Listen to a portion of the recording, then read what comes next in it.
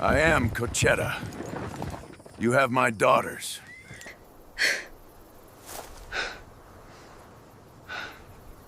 You must choose.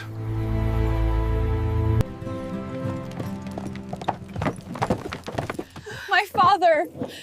He has changed his mind.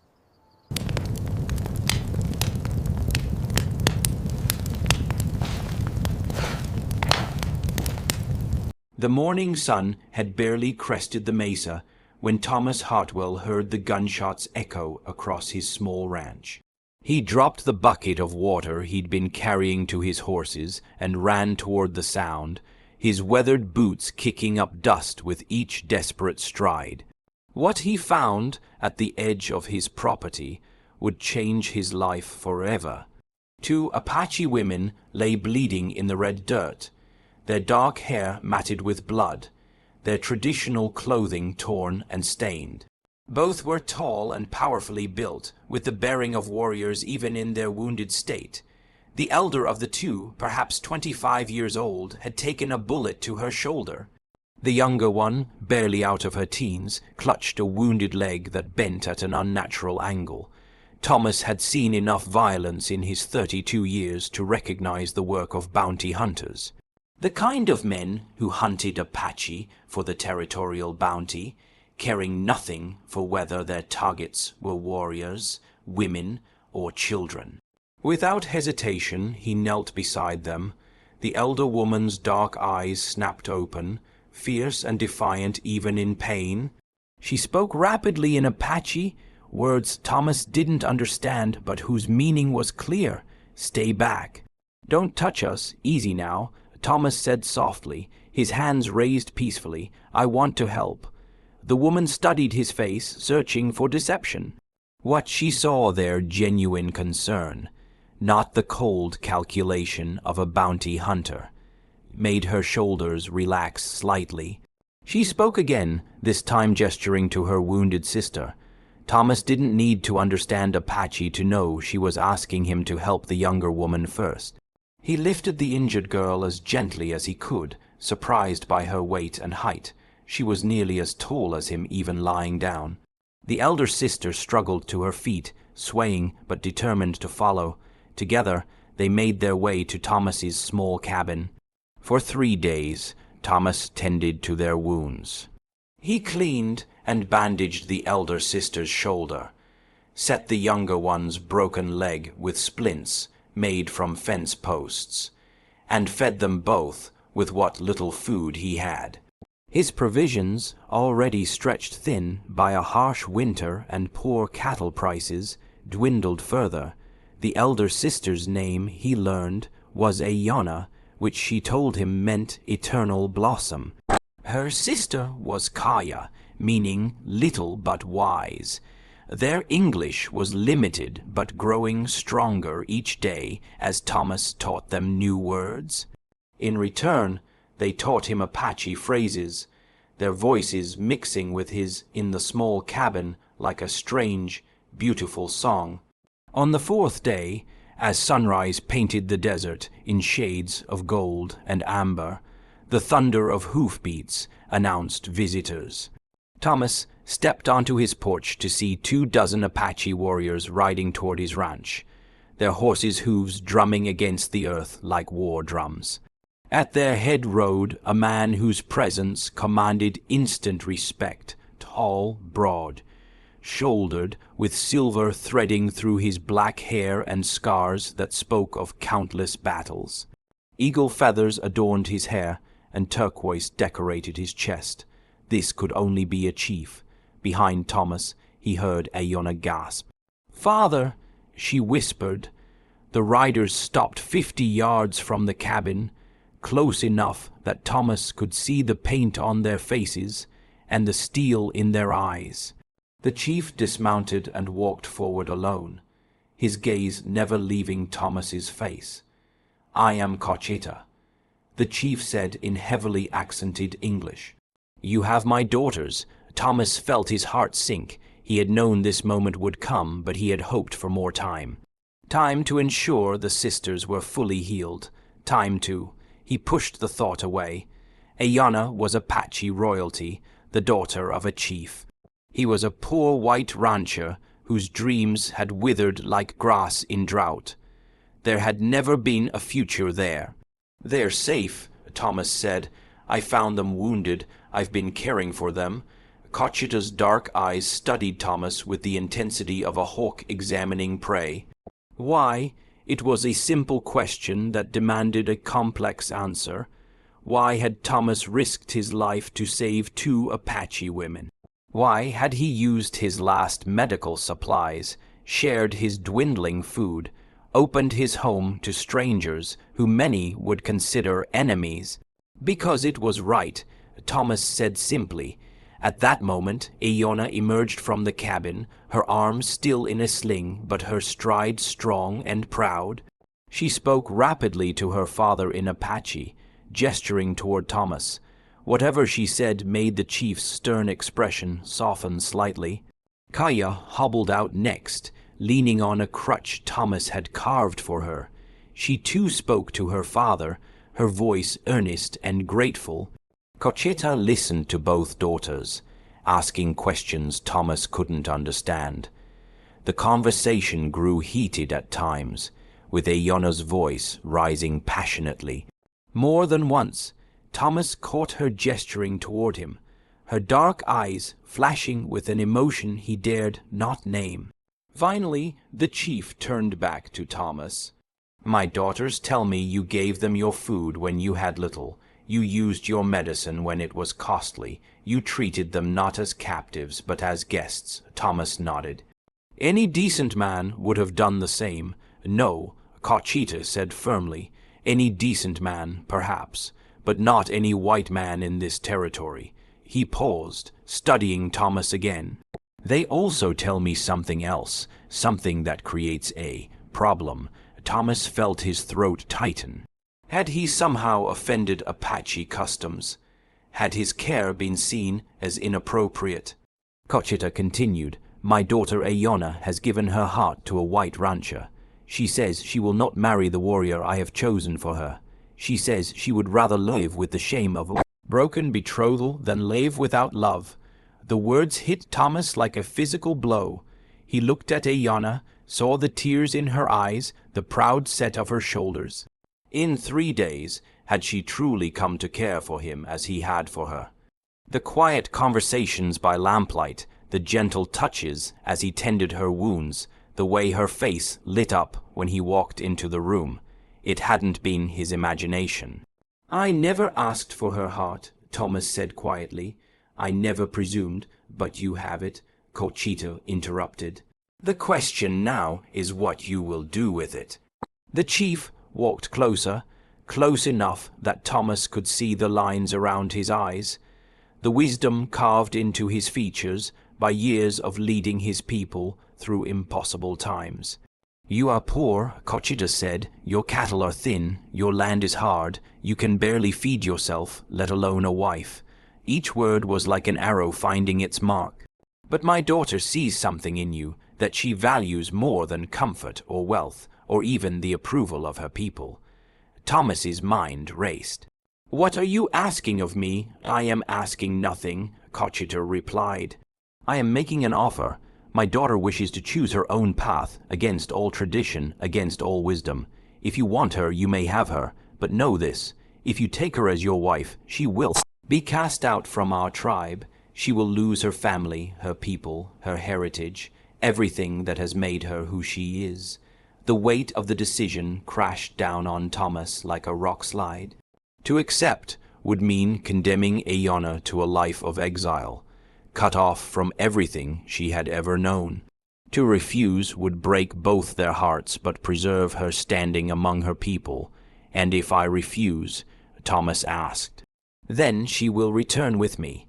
She will marry the warrior I have chosen, a good man who can provide for her. She will be honored among our people, as a chief's daughter should be." Cochita paused.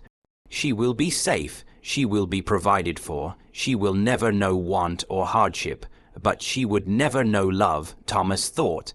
Not the kind of love he saw burning in her eyes when she looked at him. "I need time to think," Thomas said. "The sun sets soon," Cochita replied. "When it touches the horizon, I must have your answer. If you choose her, you will both come with us. There is a mission in the town of Esperanza where a priest will marry you. After that, you will return here and she will be as dead to us." The chief turned and walked back to his warriors, leaving Thomas standing alone on his porch, the weight of 2 lives pressing down on his shoulders. Aeona approached him, her eyes bright with tears. "Thomas," she said in her careful English, "I know what my father asked. I know the choice he gave you. Aeona, listen to me," she said, placing her good hand on his chest. "I have lived 19 winters. In all that time, I have never felt what I feel when I look at you. You saved my life, yes, but more than that. You saw me as a person worthy of saving, not because I am a chief's daughter, but because I am human." Her English was improving rapidly, he noticed, even in her distress.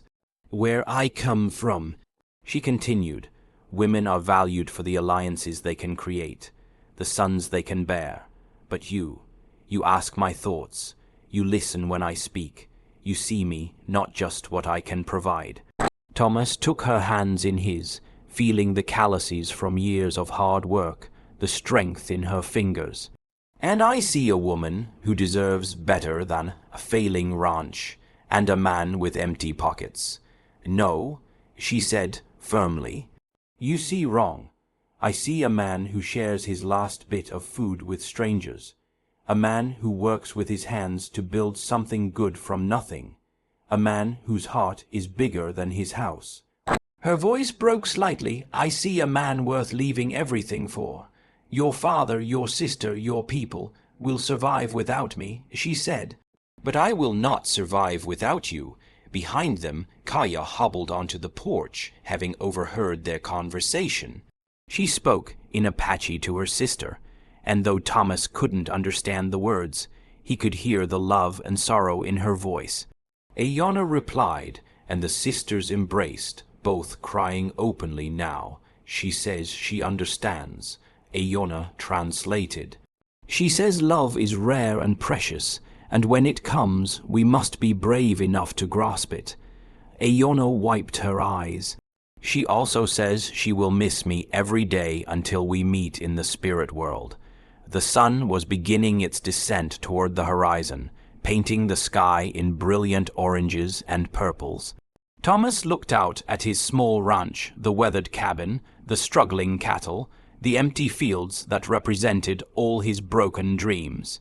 Then he looked at Aeona, at the love and hope in her dark eyes, at the future she was offering him. It wasn't the future he had planned, it was better, are you certain? He asked her one last time. "Once we do this, there's no going back." "I have been certain since the second day you cared for me," she replied.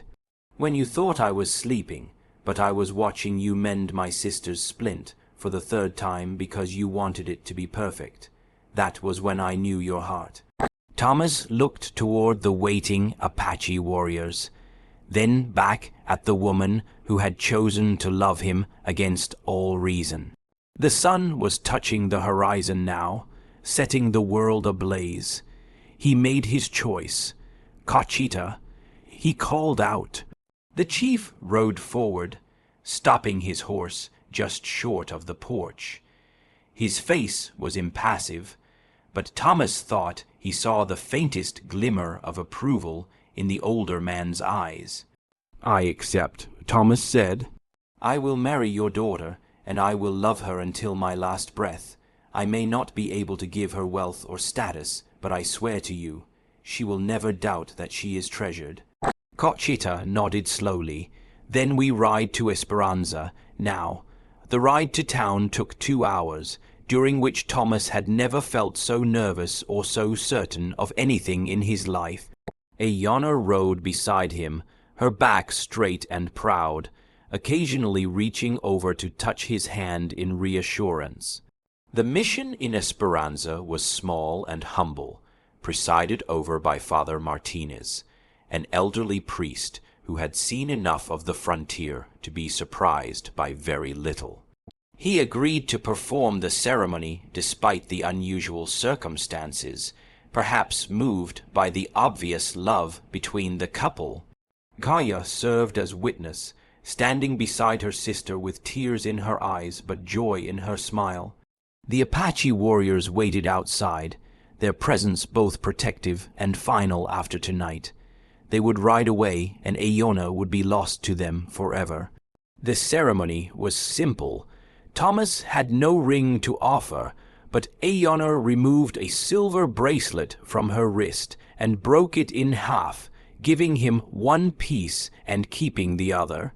"Two halves of one whole," she said softly as they exchanged their makeshift rings. When Father Martinez pronounced them husband and wife, Thomas kissed Aeona gently, tasting the salt of her tears and his own. Outside, he could hear horses moving, the Apache warriors mounting up for their return journey. Cachita entered the mission alone, his expression grave. He approached his daughter and spoke to her in Apache, his voice low and formal. Thomas recognized the cadence as some kind of ritual or blessing. Then, to Thomas's surprise, the chief turned to him and spoke in English. "She is your responsibility now, white man.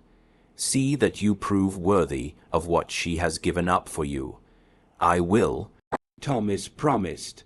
Cachita reached into a leather pouch at his belt and withdrew something that glinted in the candlelight, a knife with an intricately carved handle and a blade that had clearly seen battle. "This belonged to my father, and his father before him," Cachita said, offering the weapon to Thomas. "It is all I can give her now as her father, for after tonight she will no longer be my daughter in the eyes of our people." Thomas accepted the knife with reverence, understanding the magnitude of the gift. "I'll make sure she knows she carries your blessing, even if she can no longer carry your name." Cacheta's stern mask slipped for just a moment, revealing the pain of a father losing his child. Then it was back in place, and he was every inch the Apache chief again. "Kaya," he said to his younger daughter. She hobbled forward and embraced Aeona one last time, whispering something in her ear that made Aeona nod and smile through her tears. Then she turned to Thomas. "Take care of my sister," she said in her halting English. "She is stronger than any warrior, but her heart is soft. Do not let the world make it hard." "I won't," Thomas promised. The chief and Kaya turned to leave, but at the doorway, Cachita paused. Without turning around, he said, "In our language, there is a blessing for those who begin new journeys far from home. May your path be marked by courage, may your love be your strength, and may the spirits of your ancestors guide you to peace." Then they were gone, and Thomas heard the thunder of hoofbeats fading into the night, as the Apache warriors carried away everything Aeona had ever known. For a long moment, husband and wife stood in the quiet mission, holding each other as the reality of what they had done settled over them. They were truly alone now, two souls bound together against a world that would likely never fully accept their union. "Do you regret it?" Thomas asked softly. Aeona pulled back to look at him, her dark eyes fierce with determination. "Never," she said.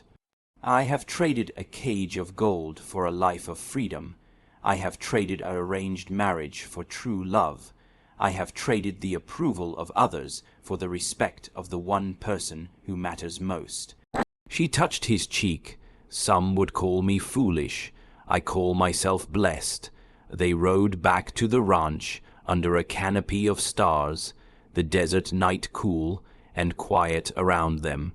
The cabin looked smaller than ever as they approached, its single room now meant to house two lives instead of one. But as Thomas helped Aeona down from her horse and watched her look around at what was now her home, he saw no disappointment in her eyes. Instead, she surveyed the humble ranch with the same intensity her father had shown, but where Cachita had seen poverty and hardship, Aeona saw possibility. "The fields," she said, pointing toward the empty acreage. "What did you grow there?" "Tried to grow corn," Thomas admitted. "The land's too dry, and I don't have money for proper irrigation. My people no dry land," Iona said thoughtfully. "There are plants that grow where corn cannot, plants that bring good money from traders." She looked at him with excitement growing in her voice. "And there, by the creek, that is good land for vegetables, not for selling, for eating, to make us strong." Over the following months, Thomas learned that he had married not just a woman, but a partner in every sense of the word. Iona threw herself into ranch life with the same determination she had shown in choosing love over duty. Her knowledge of desert plants and sustainable farming techniques transformed their barren fields into productive land. She taught Thomas to recognize which wild plants were edible, which had medicinal properties, and which could be cultivated for trade. Under her guidance, they planted agave and other drought-resistant crops that not only survived the harsh climate, but thrived in it. More importantly, she brought joy to the lonely ranch. In the evenings, she would teach him Apache songs while he taught her to play his old guitar. Her voice, rich and melodious, seemed to make the very walls of the cabin warmer. The town of Cedar Ridge, where Thomas occasionally went for supplies, was less welcoming. Some folks stared openly at the tall Apache woman who now accompanied him, their faces ranging from curious to hostile. A few shopkeepers refused to serve them, and Thomas heard the whispers that followed them down the street. But Iona bore it all with quiet dignity, her head held high and her hand firmly clasped in Thomas's. "Let them stare," she said one day after a particularly uncomfortable encounter. "We know the truth of what we are. Their ignorance cannot change that." One autumn evening, as they sat on their porch, watching the sunset paint the sky in brilliant colors, Iona placed Thomas's hand on her still, flat belly. "Next spring," she said simply, "we will be 3. Thomas felt tears spring to his eyes as the meaning sank in. A child, their child, a living symbol of the love that had overcome impossible odds. "Are you happy?" he asked, though he could see the answer in her glowing face. "I am complete," she replied. "For the first time in my life, I am exactly where I belong." As if summoned by her words, a rider appeared on the horizon, approaching at a steady pace. Thomas felt Iona tense beside him. They rarely had visitors, and most were not friendly, but as the rider drew closer, Thomas recognized the horse first, then the rider's distinctive silhouette. It was Kaya, no longer limping, her leg having healed straight and strong. Iona was on her feet and running before her sister had fully dismounted, and the 2 women embraced with fierce joy, speaking rapidly in Apache, while tears streamed down both their faces. Finally, Kaya pulled back and looked at Thomas, a smile transforming her serious face. "My sister looks well, white man, happy. She is my world," Thomas said simply.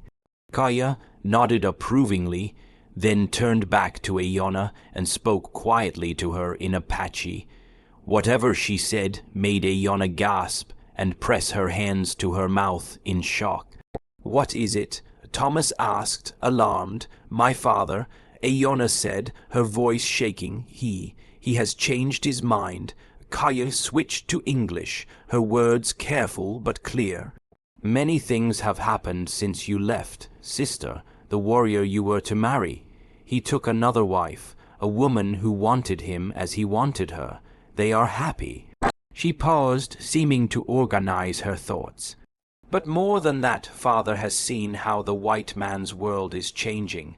He has decided that our people must change too, or be destroyed. He has been meeting with white leaders, making treaties, seeking peace." Iona was crying openly now, though whether from joy or sorrow, Thomas couldn't tell. Kaya continued, "He says he was wrong to cast you out. He says a daughter who can build bridges between two worlds is more valuable than one who simply follows tradition." She reached out to take both Aeona's hands in hers.